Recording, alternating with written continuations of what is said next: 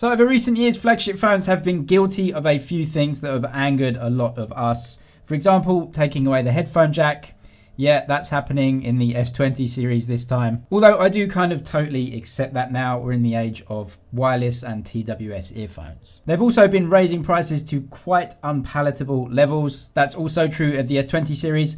And to be honest, they've fallen behind a little bit when it comes to fast charging speeds. And the worst of all, for me, Samsung are guilty of this. And to be honest, Apple is the worst offender, although they're getting a bit better now, including the fast charging bricks in the box. This is made even more irritating as we have much cheaper phones right now, giving us faster charging and the bricks in the box. For example, the Oppo Reno Ace, 65 watt charging, charger in the box. The even cheaper and about a third of the price of the Galaxy S20 Ultra, the Realme X2 Pro, 50 watt fast charging, 50 watt charger in the box. Well, according to the latest information anyway, we've got some good news. For the price, the Galaxy S20 Ultra with its 45 watt fast charging includes the charging brick in the box. This is the first time that Samsung are doing this. In previous versions, for example, the Note 10 series, the Note 10 Plus, that does have 45 watt charging too,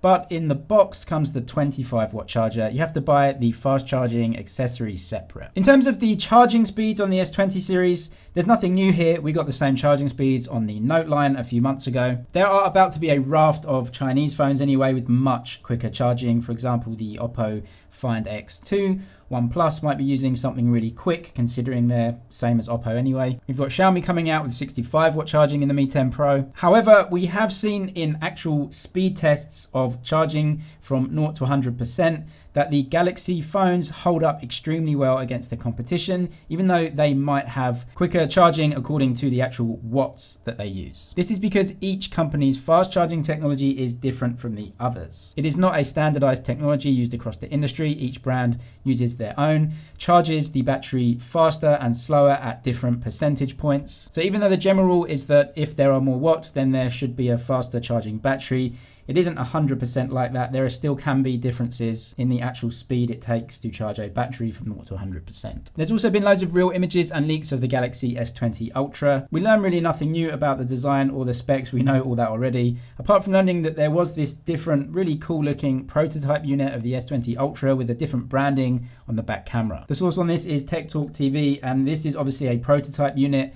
that Samsung were looking at with a different branding that actually promoted the 10x zoom on the camera. But according to Ice Universe, every single Samsung unit will have this 100 times zoom branding on the back. There are many prototype units that go out, and a lot of these branding decisions can be changed midway through testing, and it looks like Samsung have chosen 100x space zoom as the main branding on the back of the S20 Ultra, at least with that periscope zoom camera. Also a really good look at the Galaxy Z Flip in yet another leaked video of that. This one is even clearer and better looking than the previous ones we got. However, a lot of news outlets did report on the fact that you can still see a crease in the middle of the screen. Samsung are using an ultra thin glass on the Z Flip.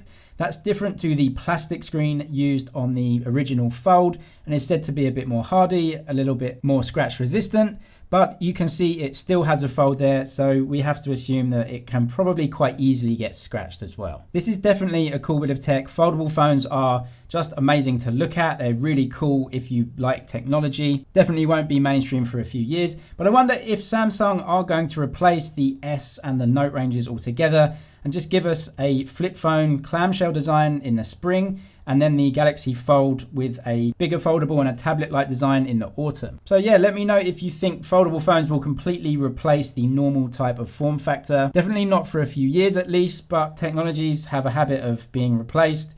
No one thought the BlackBerry would die 10 years ago, but that thing is dead and buried. Anyway, let me know your thoughts. Subscribe for the latest tech news and videos. That's it for now, but I'll see you in the next one.